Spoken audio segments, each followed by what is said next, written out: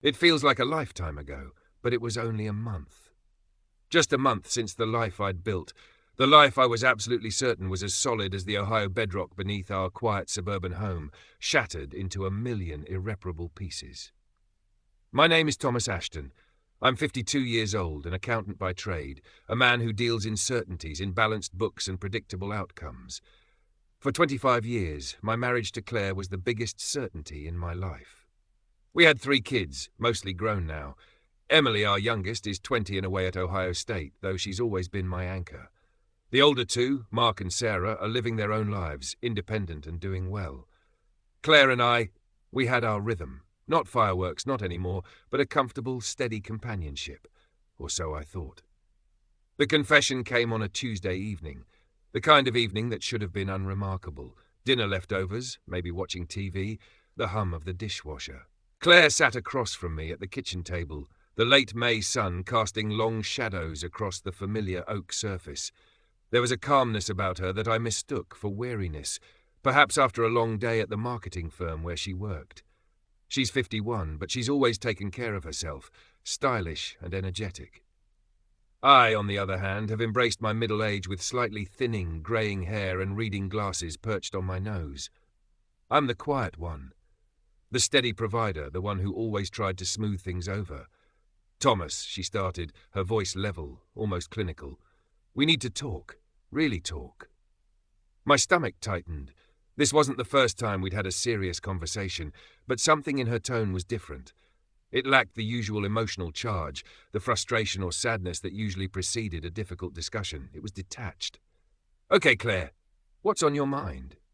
She took a deep breath, her gaze steady, not avoiding mine but not truly connecting either. I haven't been happy for a long time, Thomas, not really. Our marriage, it's been loveless, a routine. The words hit me like a physical blow. Loveless? A routine? We shared a home, a history, children, quiet evenings, inside jokes that only we understood. Was that just routine? Was my love, my commitment, so invisible to her? Loveless? Claire, what are you talking about? We're married, we have a life. My voice was trembling, already starting to crack. A life that feels stagnant, she interrupted, her voice still unnervingly calm. I need more, Thomas. I've been finding more. And then came the part that truly shattered me. She didn't ease into it. She just laid it out, flat and brutal. I've been seeing someone for 2 years now. His name is David Miller. He works in my department. He's 30. 2 years. 2 years of dinners, holidays, shared beds, and she had been living a double life. The air left my lungs. It wasn't just the affair. It was the duration, the sheer audacity of continuing it for so long, right under my nose. And the age difference. 30. A man barely older than our oldest child. 2 years? I stammered, the words foreign on my tongue. Yes, and I've realized that he's what I want. He makes me feel alive again. We've decided to take things to the next level. I'm leaving you, Thomas. I'm leaving to be with David. The house, our home, suddenly felt alien. The familiar kitchen, the scent of dinner, the evening light, it all twisted into something grotesque, a stage for this cruel performance. My mind reeled. Leaving? After 25 years? For a man barely out of his 20s? You're leaving, just like that. What about us? What about everything?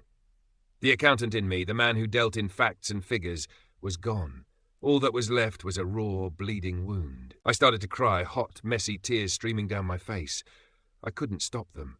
It was ugly, undignified, but I couldn't help it. My chest ached, my throat closed up. I sobbed, my body shaking. Thomas, please. Her voice had a hint of impatience now, the clinical calm cracking slightly. Don't do this. You're making it harder. Making it harder? You're tearing my life apart, Claire. You think this is hard? What about me? What about us? Please don't go. We can fix this. We can go to therapy. We can try. My voice was a desperate, pleading whisper between sobs. I reached across the table, trying to take her hand, but she pulled it back gently. There's nothing to fix, Thomas. It's over. It has been for a long time. I just didn't admit it. I stayed because of the kids, but they're adults now. Emily is at college. This is the right time. I need to be happy. She sat there watching me dissolve, occasionally patting my arm like I was a distressed pet, not a man whose heart she had just ripped out. It'll be okay, Thomas. You'll move on. You're a good man. You'll find someone. Her words, meant to comfort, felt like acid. Find someone?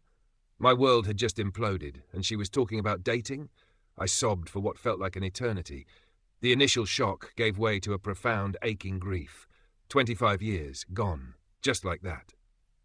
For 2 years she had been with another man, planning her escape, while I was living in blissful ignorance, believing in our shared future. Slowly, painfully, the sobs subsided, leaving me hollowed out and breathless. I looked at Claire, really looked at her. The woman I had loved more than anything, the mother of my children, now a stranger sitting across from me, coolly detailing the end of our life together. Something shifted inside me, the begging, the desperation. It felt pathetic. She had made her choice, coldly and deliberately, over 2 years. My tears weren't going to change that. I pushed myself up from the table, my legs unsteady. My eyes were burning, my face probably a puffy, red mess. I wiped my nose with the back of my hand. "Get out," I said, my voice hoarse but steady. Claire looked surprised. "Thomas, get out of my house," I repeated, louder this time. "You made your choice. You don't get to sit here and watch me fall apart. You don't get to patronize me. This is my house. I bought it. Get your things and leave." She stared at me for a moment, her composure finally breaking into a look of something akin to shock, maybe even a flicker of fear. She didn't argue. She stood up, grabbed a duffel bag that had been sitting discreetly by the back door, already packed, of course, and walked towards the garage entrance. I'll be in touch about things," she murmured, not looking at me. I just stood there, a statue of grief and burgeoning anger. She paused, a hesitant look on her face as if expecting something. An embrace? A final plea? I offered nothing. She turned and left. The sound of the garage door opening, her car starting, and then the crunch of tires on the gravel drive as she pulled away. Silence. The silence was deafening. I sank back onto the kitchen floor, the tears returning, but different now. Less desperate, more a release of pure, agonizing pain. I stayed there for hours, curled up on the cold tile, the house feeling vast and empty around me. Emily found me like that when she came home the next day, having driven down from Columbus after I hadn't answered her calls. She took one look at me, my red eyes, my dishevelled state, and knew something was terribly wrong. "Dad? Oh my God, Dad, what happened? Where's Mom?" Telling her was one of the hardest things I've ever done. Saying the words out loud made it brutally real. I choked up again, sobbing as I explained that her mother had left, that she'd been having an affair for 2 years. Emily was devastated. She hugged me tight, her own tears flowing now. Unlike Claire's detached pats, Emily's comfort was genuine, heartbroken and fiercely protective. She immediately took charge. While I sat there, numb and broken, Emily was on the phone. She called her older siblings Mark and Sarah, telling them what happened and urging them to come home. She called my sister, Carol, who lives a couple of hours away in Cleveland. Carol is older than me, sharp and no nonsense, but with a heart of gold. I knew she would know what to do. True to form, Carol arrived that evening. She took one look at the state of the house and me, sighed, and immediately started making coffee. She didn't ask a million questions, didn't offer platitudes. She just started doing. She made sure I ate something, listened quietly as I recounted the conversation, and just let me sit in my grief while she handled practical things. Mark and Sarah arrived the next day, shocked and angry on my behalf. The next week was a blur of grief, support, and the slow, painful process of adjusting to a life without Claire. Carol stayed, a constant, grounding presence. She helped with meals, made sure I got out of bed, and just sat with me in the quiet moments. Emily was amazing, putting her college life on hold to be here.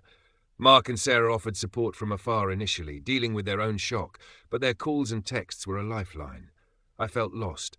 Decades of routine, of shared identity, gone in an instant. The house felt too big, too quiet. Every object, every corner held a memory, now tainted. I struggled to function, the simplest tasks feeling monumental. Carol was right to drop everything and come. I needed them. I needed a reason to keep going, and my kids, my sister, they were it. I knew I had to start thinking about the future, about the practicalities. Divorce. The word hung heavy in the air. I contacted a lawyer, recommended by a colleague, Mr. Henderson. He was calm, professional, and explained the process in Ohio. Infidelity wasn't a direct factor in no-fault divorce, but it could influence things like alimony or asset division, especially if there was proof. Proof. Claire's confession was proof enough for me, but legally? I hadn't heard from Claire since she left. Part of me dreaded it. Part of me, a foolish, bruised part, wondered if she would regret it, if she would call and say it was a mistake. But mostly there was just emptiness where she used to be, a gaping wound. My kids weren't speaking to her. Emily had blocked her number almost immediately after our conversation. Mark and Sarah did the same. Their loyalty was fierce, and it meant the world to me. They were hurting too, betrayed by their mother, but they focused their energy on supporting me. Then, about a week after she left, late on a Friday night, my phone rang. Claire. My heart hammered in my chest. I hesitated, then answered. Thomas? Her voice was shaky, thick with tears. Not the clinical calm she'd had when she left. This was raw, desperate. Claire. My voice was flat, guarded. I tried to keep any trace of concern out of it, though a flicker of the old habit, the old care, was hard to suppress. How are the kids? They're here. Emily's home. My sister Carol is here too. I kept my answers short, factual. She was silent for a moment, then the tears started in earnest. Deep, racking sobs. I was taken aback. Why was she crying? She was the one who had chosen this. Are you all right? The words slipped out before I could stop them. Damn it, Thomas, her sobs intensified. It was hard to make out what she was saying at first. Finally, she managed to choke out the story. After she left our house that Tuesday, she went straight to David's apartment in downtown Columbus. She expected, I don't know what she expected, a welcoming embrace, to move right in. David's reaction was apparently swift and brutal. He was shocked she'd actually left. He told her he wasn't ready for a serious relationship. Not really. He was young, he wanted to have fun. He liked her. Sure, she was attractive for her age, but she was 51. She had adult kids. That wasn't his vision of a future wife, someone he could have kids with and build a long life alongside. He made it clear she was just fun, a temporary distraction. He didn't want her moving in. He didn't want a real relationship. He'd basically dumped her the moment she showed up with her packed bag, ready to start their next-level life. She was stranded. She couldn't go back to our house. She couldn't go to David. She'd been staying in a hotel near her office for the past week. She said the kids weren't speaking to her, had blocked her everywhere. She was alone, with nowhere to go and running out of money for the hotel. And now she was calling me. Crying, desperate, she finally managed to get to the point. Thomas, please, can I come home? Can I have another chance? I stood there, phone pressed to my ear, listening to her beg. The initial shock of hearing her story, of picturing her stranded and rejected, evaporated instantly, replaced by a wave of pure, incandescent rage. Audacity. The sheer, unmitigated audacity.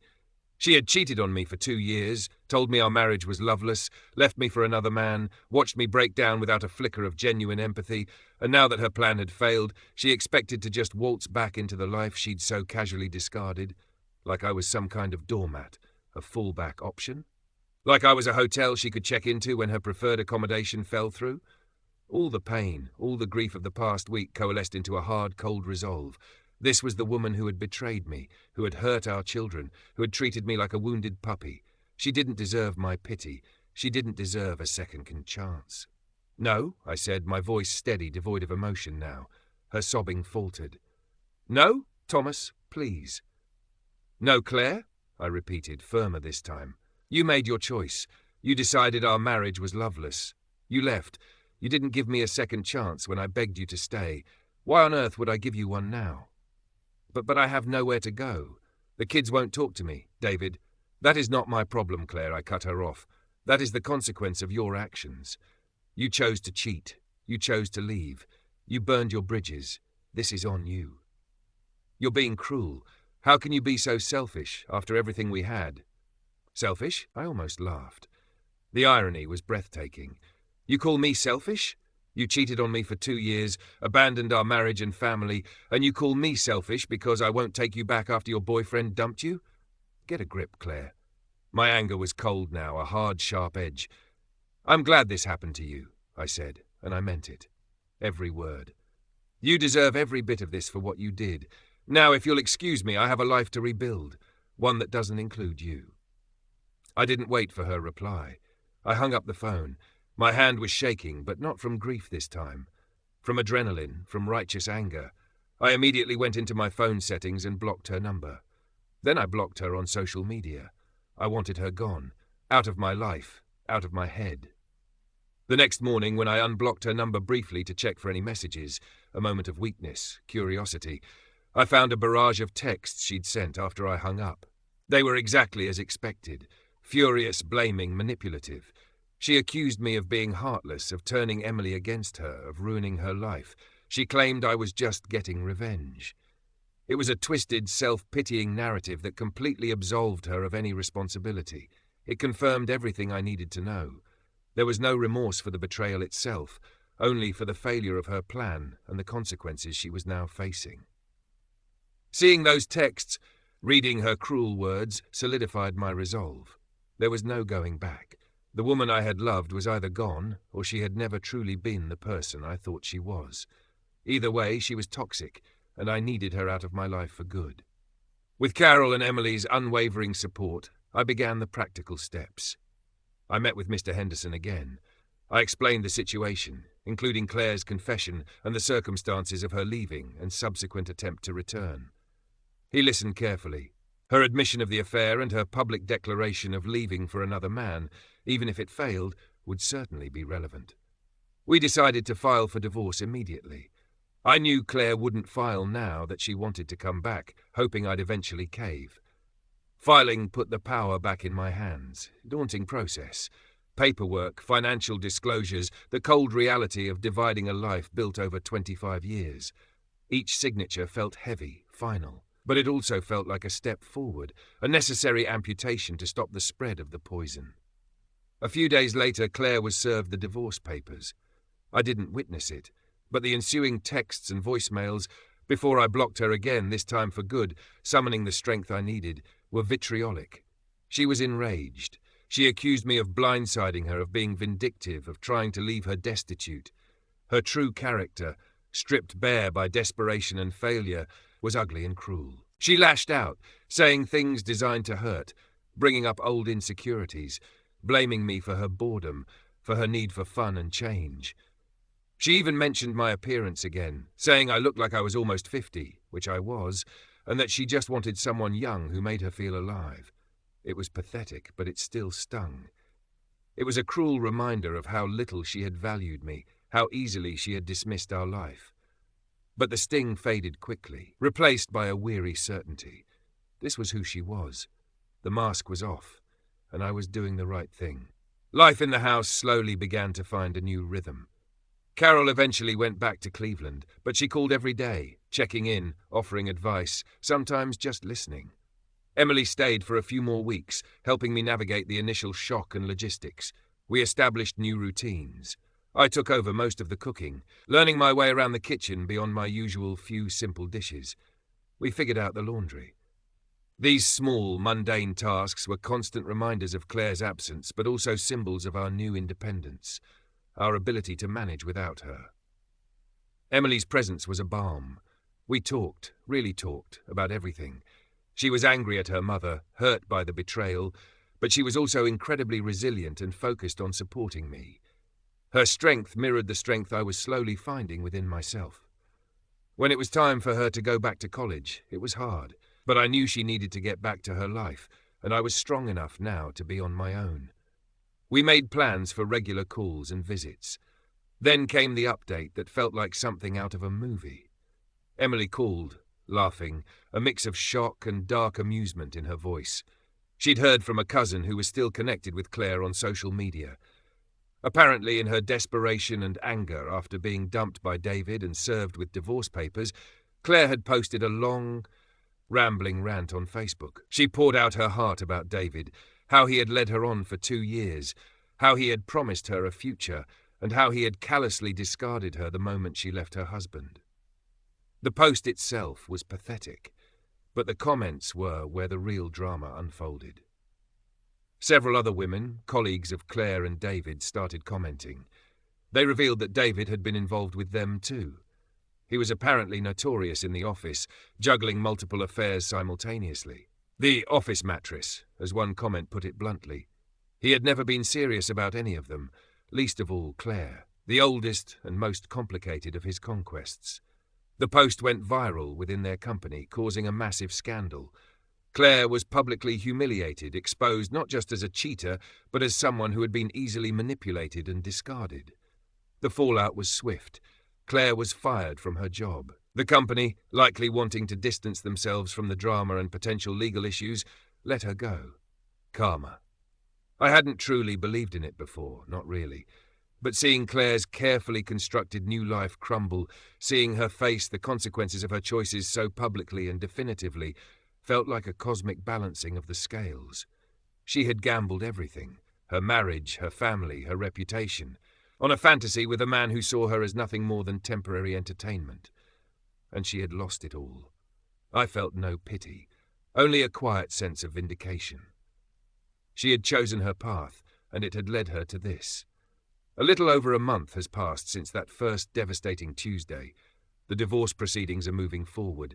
We're in the negotiation phase for the settlement. I see Claire sometimes in the lawyer's office, a sterile, neutral territory far removed from the home we once shared. She looks different now, perhaps thinner, the carefully maintained facade cracking. She tries to catch my eye, sometimes offers a small, hesitant smile, or attempts a brief, awkward conversation after a meeting. I avoid her gaze, keep my distance. There's nothing left to say, nothing left to feel. The deep, agonizing pain has subsided. The white-hot anger has cooled into a quiet, resolute detachment. I look at her, and I feel nothing. The woman I loved is gone. The woman sitting across the table is a stranger who caused immense pain but no longer has the power to hurt me. My kids are still not speaking to her, and I haven't pressured them to. That's their decision, born from their own hurt and anger. We, the remaining family unit, are healing together. We talk about the future. I'm starting to make plans, travel, hobbies, things I put off during the routine of married life. I'm also planning to start therapy soon. Mr. Henderson recommended it, and I know he's right. There's a lot to unpack, a lot of hurt to process, even with the detachment. Claire is living with a friend now, her financial situation precarious after losing her job.